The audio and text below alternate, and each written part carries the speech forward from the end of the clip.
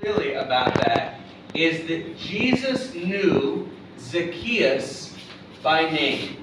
And he said, I want to come to your house. I want to have a relationship with you. And the way that I felt about myself before I went to Young Life Camp is I didn't think that anybody noticed me. I didn't think that anybody cared about me.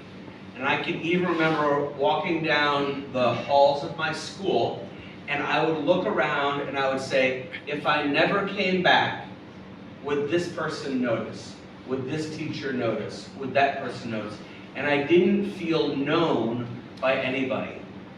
But when Jesus said to Zacchaeus, you are Zacchaeus, I want to come to your house, I knew that was God saying to Matt, I know you, I want relationship with you. And so it was that week that I believed in Jesus and gave my in Young Life. And then I came home and I got involved in a campaigners group. And so from the very beginning, I think God was at work in my life. And so they talked about having a quiet time. Do you use that term also? A quiet time? So you read the Bible, maybe write something down and pray. And so I was very, very committed to having a quiet time. But sometimes I got home very, very late. And so, and I would read my Bible and I would fall asleep. So what I did is I put my Bible on my desk and I read standing up so that I wouldn't fall asleep, okay? And then I would go to my bed and I would pray, but I was so tired and I would fall asleep. So this is what I did. I said, I don't want to fall asleep when I pray, so I lie in my bed and I put my hand up like this. And so if I fall asleep, and I wake up. So I don't think that's a good practice, but that's what I did as a teenager. So I went to college, and in college I was a Young Life leader. They did not have Young Life where I went to college, because I went far away from home. But when I came home for break, I would lead Young Life and help take kids to camp. So that's what I would do. After I graduated from college, I was a volunteer Young Life leader, and then I went on Young Life staff in a place called Cleveland, Ohio. Okay? And when I went to Cleveland, Ohio, I met a man named Randy Nickel. So Randy was my boss in Young Life. And then many years later, Randy went to Kenya and he met Mungai. And so Randy trained Mungai and Martin on how to do Young Life. So that is the connection of how I met Mungai, because I knew Randy and I knew Mungai.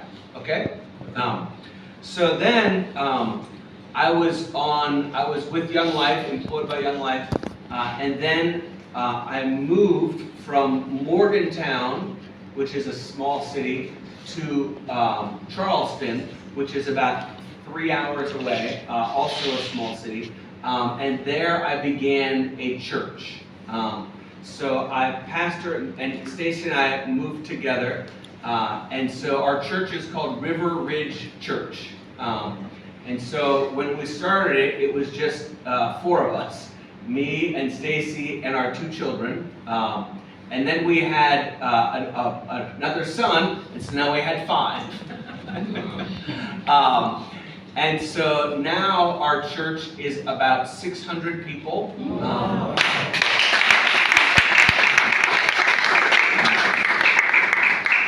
And that is very exciting.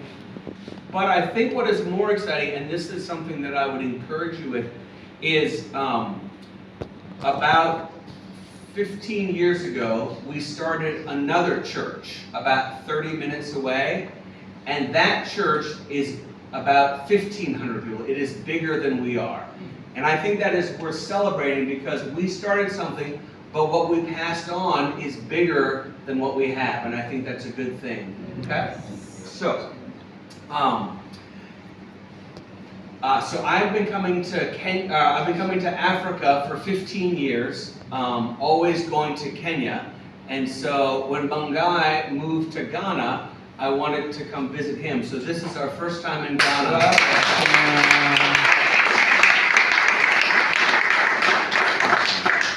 So Stacy and I have felt very, very welcome. You are wonderful people. Whoa! Wow! But your food is too spicy. French fry, rice. French fry, rice. That's all I do.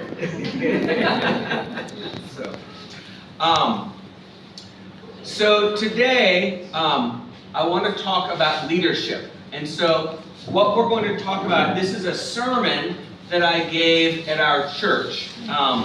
But I'm going to do it more as a discussion and a teaching, okay? So there'll be some times when I talk, and then sometimes when in your small group you will talk, and then sometimes when we will talk all together, okay? So I hope that works. So here's I want to begin with two truths. So two things that are true about you and about life, okay? The first truth is that you are a leader, okay? You are here because you are a leader, okay? So what I want you to do is take just a few minutes and go around your small group. So 1, 2, 3, 4, 5, 6 small groups, yeah. And just very briefly share, where are you a leader, okay? Now, you're a leader in Young Life, yeah, but you also lead other places. You lead in your family. You lead in your church. Maybe you have a job that you lead in your workplace, in your job, okay? So just take a few minutes, go around the circle, and share where you lead, okay? I lead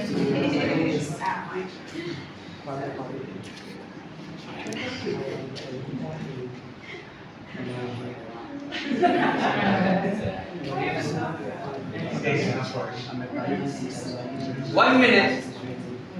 One more minute.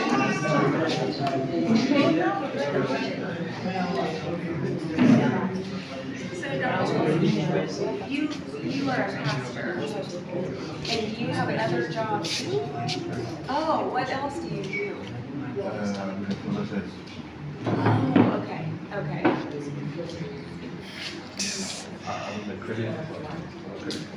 Wow, okay. That's a lot.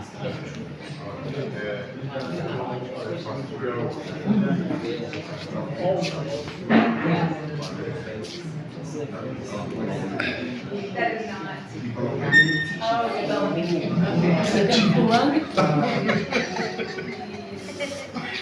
Okay. Are we finished? No. Yes. One more. Okay, so, and when I have you do small groups, you don't need to take notes. I'm not gonna, on all. So here's my question for you. Why do you lead? Okay, so tell me answers. Why do you lead?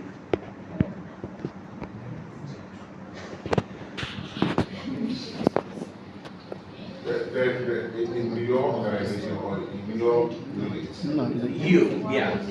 there's a goal. There is an objective. Okay. So in order to achieve that objective or goal, you need to put together your team to achieve it. So you need to lead in order to achieve that goal. Okay. Okay. And so let me put the question a little bit differently. So you are leading, right? But there's a lot of people that you know that don't lead. They say, I don't want to lead, right? So why do you lead? Okay. So not how, but why. Yeah, Mitchell.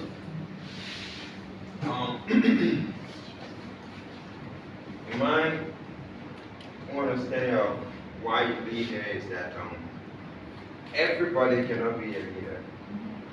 That is, a responsibility is designated to a particular person for a particular group, and that person is the representative of that group. We take, for example, that if we are, let's say, you have a whole organization, let's say you are in a community, and this community, it needs to meet a particular person.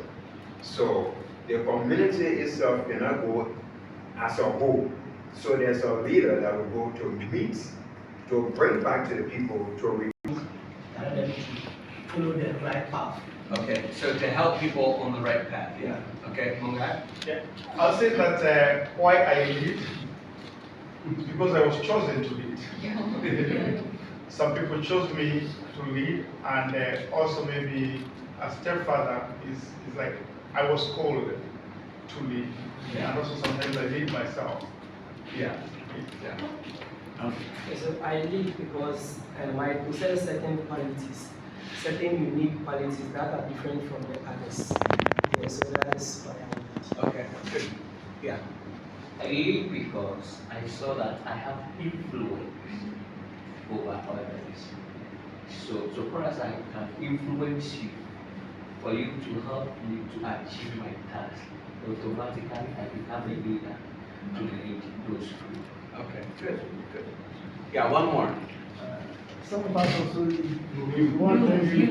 I also lead because I want it to be done in order. So that in the group, someone will go to left or right. Yeah. Now you being the leader, you let them all move in one direction. Okay, good. That's good, that's good. Was in mind, and it depends upon the purpose that I want to achieve. I always want to lead people to help me to achieve that thing. Okay, good. Good, you. Perfect, good. Causes spiritual growth. Okay, so that's truth number 2. Leading causes spiritual growth. Okay? And here's what I mean, is there's lots of ways that we grow to Jesus. We become more and more like Jesus. And so when I read my Bible, I become more like Jesus. When I pray, I become more like Jesus. When I worship, I become more like Jesus. When I go to church, I become more like Jesus. All those things. And I think all of those things can take us to a point. They're helpful. But I think when we lead, it makes us grow closer to Jesus. Okay? So I want you to consider that as one of the reasons that you lead. Because leadership is hard. Leadership is difficult. The reasons that we lead is because when we lead, we are closer to Jesus. Okay? So those are the 2 truths. Now, what we're going to do is we're going to look at 1 Corinthians chapter 3 and chapter 4. Okay? And we're going to come up with 7 principles. So it's 1 and 2 truths and then 7 principles. Does that make sense? Yeah? Okay. 1 Corinthians written to The Corinth. the church in Corinth. Yeah, okay. And so something that's helpful to remember is that when Paul wrote the letter, he wrote the letter, and this is true of most letters, he wrote the letter because there were problems in, you heard about some problems in Liberia, and the president was a friend of yours. You would say, "Dear Mr. President of Liberia, here's what you should do," right? And so you would have an understanding of the problem. So Paul writes to the church in Corinth about, he addresses the problems and corrects the problems. Does that make sense? Okay. So some of the problems that they were having is that there was division in the church. So one person said, "I follow Paul." Somebody else said, "I follow Apollos." Somebody else said, "I follow Peter." Somebody else says, "I'm spiritual. I follow Jesus. I follow Christ." And so he's addressing the different problems in the church. Okay? And whenever you have a problem that you are trying to fix, or a vision that you have to make something better, you need to have good leadership to address a problem. And so in this portion of 1 Corinthians, Paul is talking about what does good leadership look like. Okay? So, the first, let me give you the principle, and then I'll read the verse that it comes from. Okay? So the principle number 1 is leaders understand their role and God's role. Leaders understand their role and God's role. 1 Corinthians 3, 6, and 7. And it says this: I planted, Apollos watered, but God gave the growth. So neither he who plants nor he who waters is anything, but only God gives the growth. Okay? And so part of what we do as a leader is we need to understand what is my role and what is God's role. Okay? Because there's things that I do that God asks me to do, but there's things that only God can do that I can't do. Does that make sense? Okay.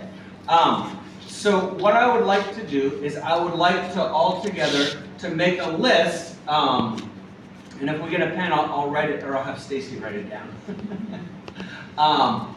of what are the things that you do as a leader, and maybe even think about as a Young Life leader, and then what are the things that God does.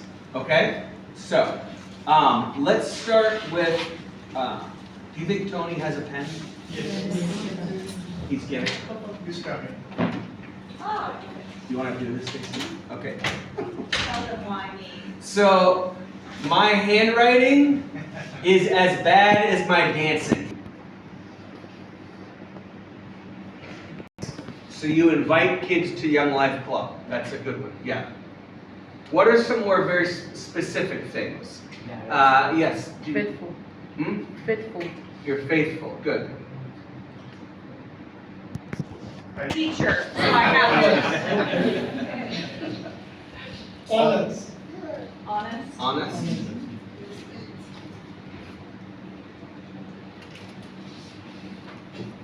Sending a kid to a camp.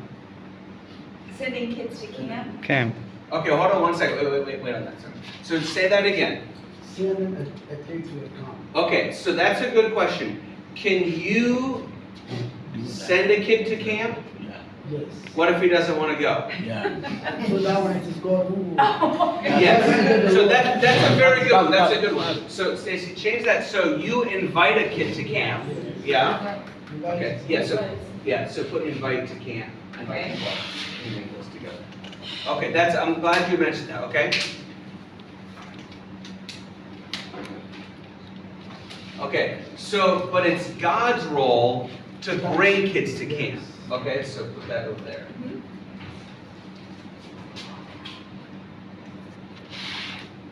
Do you see the difference? It's a little subtle, but it's different. Okay.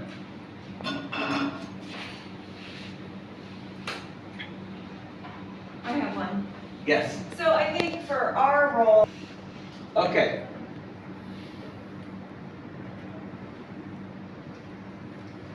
Okay. Good. That's a good list. Now, what are the things? What does God do? And so let me read the verse again. I planted, Apollos watered, but God gave the growth. So neither he who plants nor he who waters is anything, but God gives the growth. So what does God do? Make provision. Yep. What do you mean by that? You said make provision? Yeah, God make provision. Supply the need, the necessary need that require to fulfill what is in your power. Okay, good. Yeah. God give the enablement. Oh, go ahead. God give the enablement. God enables people. Yeah. Okay.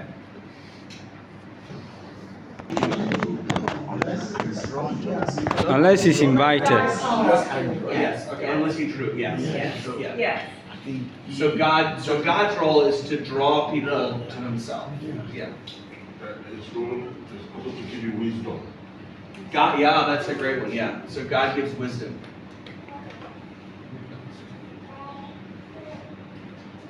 So I'm glad you said that. So God gives the wisdom. What's our role in that? That we seek wisdom, right? So over here, our role that we seek wisdom. Or we exhibit our knowledge, exhibition of knowledge. Yeah. In the wisdom of God has provided. Yeah.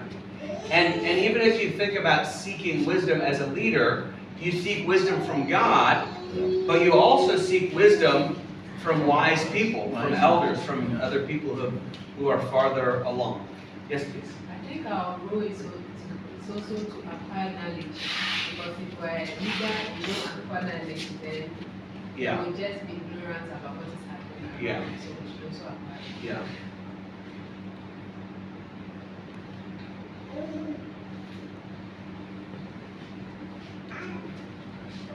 Yeah. As we say, God accepts the people that we Christ. Mm-hmm. Yeah.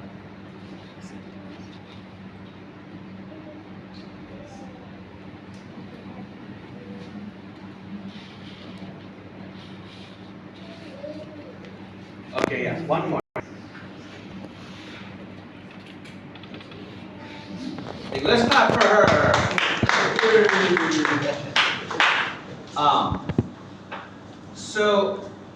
So I want to go back to this. The role of the leader, we need to understand this is my role and that is God's role. Okay?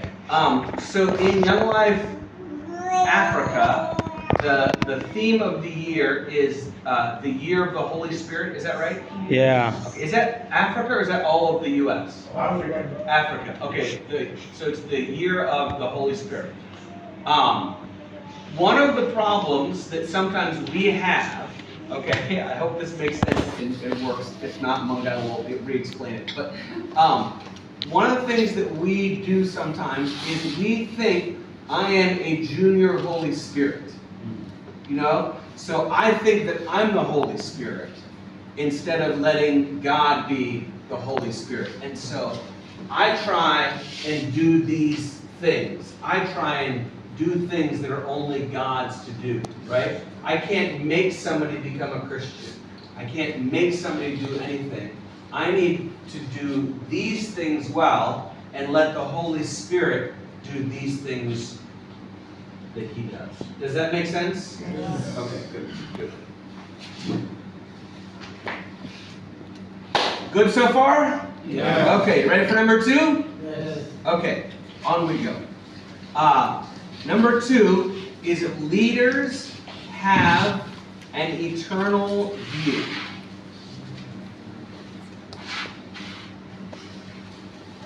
Leaders have an eternal view. And so I'll read the passage that this comes from. And Paul is talking about, he's using an illustration of building. Okay? And so Christ is the foundation. And then what do we build on top of it? Okay? So this is 1 Corinthians 3, 11 to 13. It says this. For no one can lay a foundation other than that which is laid, which is Jesus Christ. Now if anyone builds on the foundation with gold, silver, precious stones, wood, hay, or straw, each one's work will become manifest, for the day will disclose it, because it will be revealed by fire, and the fire will test what sort of work each one has done. Okay? So, it's talking about the foundation of Christ, and then are we building on that things that last or things that don't last? Okay? So if you have hay and you put a fire to it, what happens? Burns up. Okay? If you take wood and you put a fire to it, what happens? Good.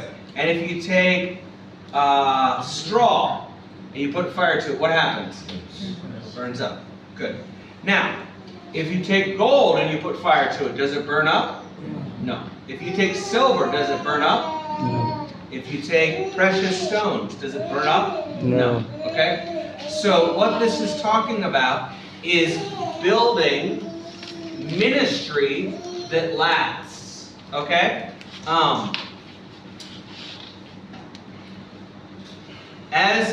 I want to say this first of all.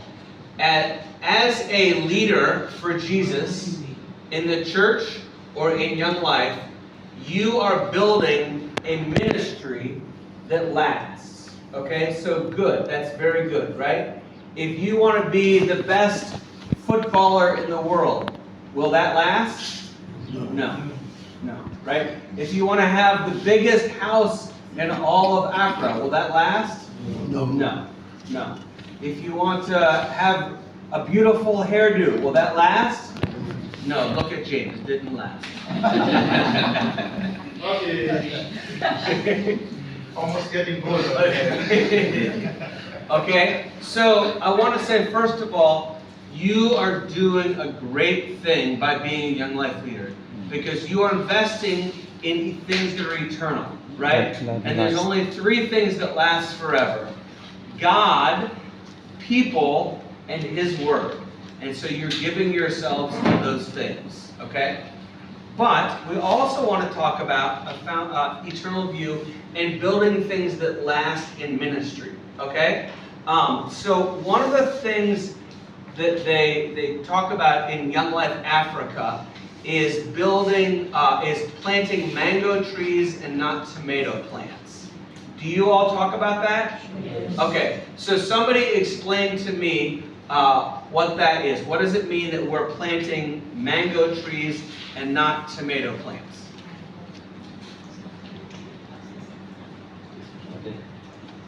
Go ahead. Yes. Area directors. The mango tree last than. Nice and loud. Yes. Mango tree last than mango tree. That's why we choose mango tree to be than a tomato tree. Okay. Okay. Somebody else tell me more about that. So we don't have mango trees in the U.S., right? And so this was new to me, so I like learning about it. Yes. Go ahead. Okay, the reason why we use the mango tree and not the tomato tree is when you plant even those 2 trees, you see that the tomatoes will grow faster and come faster and dies faster. The mango tree takes time to grow and generate its fruit forever and ever. So it stands for a long, long time. It has not died. Okay. It keeps on multiplying and multiplying in every due season. Okay. Good. And how is that like ministry? What's the comparison to ministry? What difference does that make to plant mango tree ministry opposed to tomato plant ministry? You should have time to disciple the people that you are going along with. Yeah. So when you get a soup or when you get a cake, have time with that cake, and then continue to study that cake or study along with that cake in a gradual process. Yeah. To continue to journey with kids after they become Christians. Yeah. Yes, you want to say something? I just wanted to add what he's saying. As you journey with them, you see the mango tree, you harvest it, and you continue harvesting.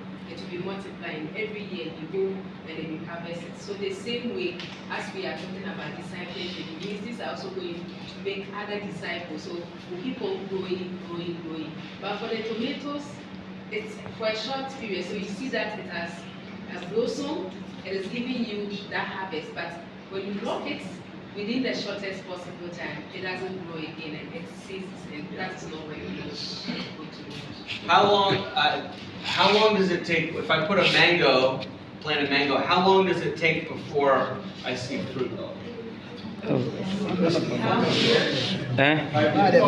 5 years. Mango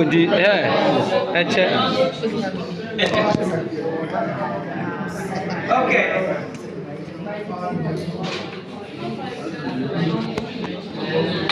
right, are you ready for the next ones? Yes. Okay, so now on this one, I'm going to read the verse, and then there's 3 characteristics of a leader that come from these verses, okay? So the verses, I'll give them first, is 1 Corinthians 4, 1 and 2. 1 Corinthians 4, verses 1 and 2. And it says this: "This is how one should regard us, as servants of Christ and stewards of the mysteries of God. Moreover, it is required of stewards that they be found faithful." Okay? So we're going to have 3 principles from these verses.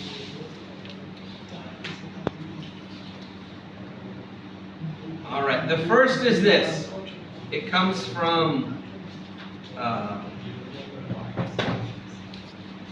this is how, as servants of Christ. So the third characteristic is leaders are servants.